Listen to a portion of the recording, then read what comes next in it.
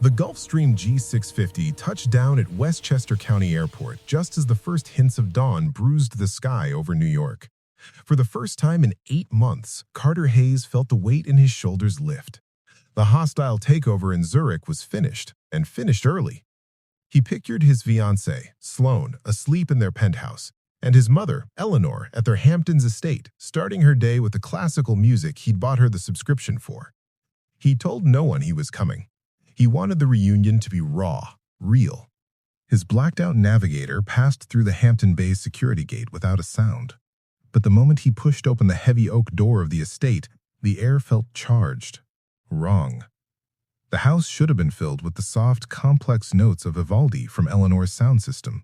Instead, a harsh, clinical silence was punctuated by a voice he knew intimately, twisted with a venom he did not.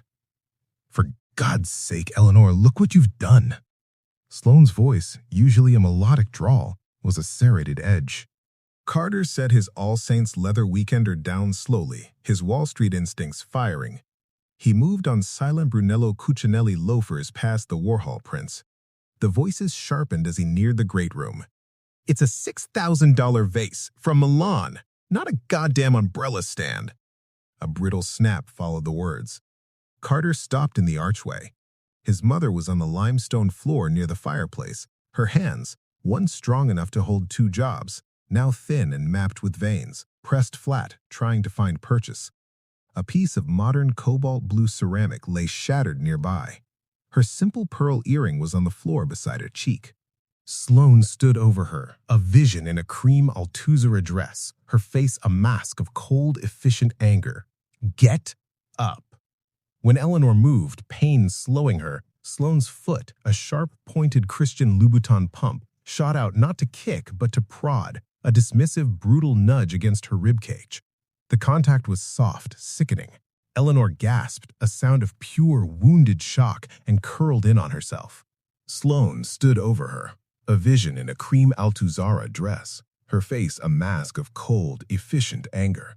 "Get up." When Eleanor moved, pain slowing her, Sloane's foot, a sharp, pointed Christian Louboutin pump, shot out not to kick but to prod, a dismissive, brutal nudge against her ribcage. The contact was soft, sickening. Eleanor gasped, a sound of pure, wounded shock, and curled in on herself. Something in Carter's chest didn't break. It detonated, silently. In that nanosecond, the surprise, the wedding at the plaza, the future with seaside homes and private schools, it all vaporized. The person before him was a stranger. He waited, a statue in the shadows, long after Sloane's heels had clicked away toward the kitchen. The silence that rushed in was thicker, more suffocating than before. The phone in his hand was warm, the evidence a toxic weight. Eleanor remained on the floor, breathing in shallow hitches, one arm cradling her side. "Mom?" The word cracked as he rushed to her, his $8,000 Tom Ford suit scraping against the stone as he dropped to his knees. He slid an arm under her shoulders, his touch terrified of causing more pain. "I'm all right, sweetheart," she whispered, forcing a tremulous smile. "My fault, I wasn't looking." Her immediate, instinctual apology, the lifelong habit of minimizing her own pain to protect his feelings, was a deeper cut than Sloane's shoe. He helped her to the plush sofa, fetched the cashmere throw from the reading nook, and wrapped it around her. Her hands wouldn't stop trembling.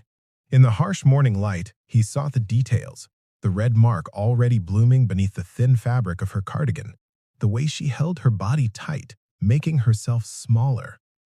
"I used the money from the sale of the Queen's apartment for your first seed round," she murmured, not looking at him.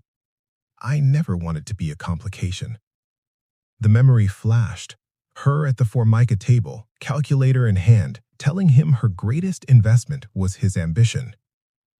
"You are not a complication," he said, his voice low, steel beneath the softness. "You were my mother. I'm sorry I wasn't here." She reached up, her cool palm against his clean-shaven cheek. "You're a good son, Carter." That touch was the catalyst. The fury transformed, hardening into a cold, surgical resolve. By 7 p.m., the great room was lit like an operating theater. Carter had orchestrated it with the calm of a CEO executing a merger termination. His attorney, a stern woman from a white shoe firm, sat at the steel and wood table, a slim folder before her. The head of household security and the longtime head housekeeper stood witness. Sloane entered last, having changed into a sleek black Alexander Wang dress, a glass of Pinot Noir in hand. "Darling, what's all this? A surprise party?" Her smile was brilliant, confident. Carter said nothing. He picked up a remote, and the 98-inch screen on the wall flickered to life. The video played. Her own voice, crisp and cruel in the quiet room. "My guest, in my home." Then the image, her standing over Eleanor, the deliberate, contemptuous prod of her foot. The air left the room. The housekeeper's hand flew to her mouth. Sloane's parents, whom Carter had insisted be present, stared, their faces draining of blood. "Stop it!" Sloane commanded, stepping forward, the wine sloshing. "That's out of context. She's been manipulative for weeks." Carter simply raised his index finger. The video played to its silent, damning end. The silence was absolute, a verdict delivered. Sloane laughed, a sharp, nervous sound. "Carter, be serious. She baits me. You know how she plays the frail, old widow card." Her eyes searched his, looking for the familiar terrain of an argument, a negotiation. She found only a placid, unyielding calm. "The engagement is terminated," he stated, his voice even, flat. "You will leave tonight." "You're ending us over this?" Her voice climbed, the polish cracking. "After 5 years? Because she fell?" "My mother sold her only asset to fund Hayes Capital Partners," he continued, as if reading a legal clause. "She forfeited her security for my dream. Anyone who threatens her security forfeits their place in my life." As her father began to bluster about prenups and decorum, Carter nodded to his attorney. She opened the folder. "Per the cohabitation agreement and property deeds, all assets within this residence are solely in Mr. Hayes's name. Miss Kensington has no equitable claim." Sloane's composure shattered into sheer panic. "Carter, I love you. It was a terrible moment. I'm under so much pressure with the gallery opening." She moved to grab his arm.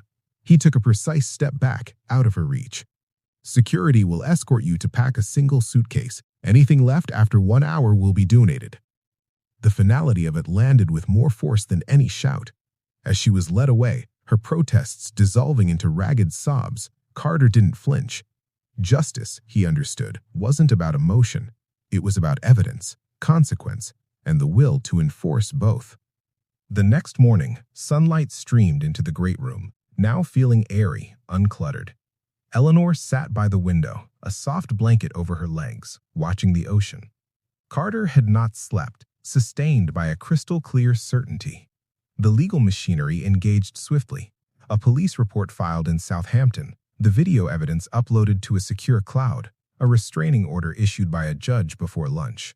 There was no pleasure in it, only the necessary architecture of safety. He began to remake the physical space. The cold limestone floor in the great room was scheduled to be replaced with wide plank warm oak. Sharp-edged furniture was donated.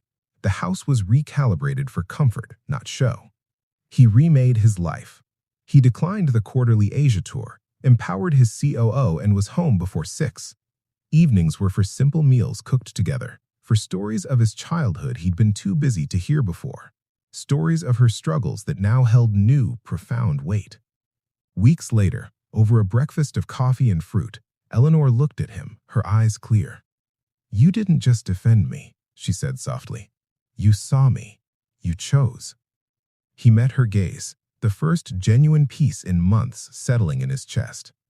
"There was never another choice, Mom." When the society blogs and business pages buzzed with the scandal of the broken power couple engagement, Carter was asked for comment at a charity gala. He gave one sentence to the reporter. "Wealth is a tool. Its only true value is in protecting the people who built you." He directed his foundation to make major anonymous grants to organizations combating elder abuse and funding legal aid for domestic cases, not for optics, but for understanding. Some in his circle called it an overreaction, others a cold-blooded power move. But Carter, sitting with his mother on the new, softer sofa, the sound of the ocean through the open windows, knew the truth. The ultimate return on investment wasn't measured on a balance sheet. It was measured in the safety of a loved one's silence, in the courage to draw a line in the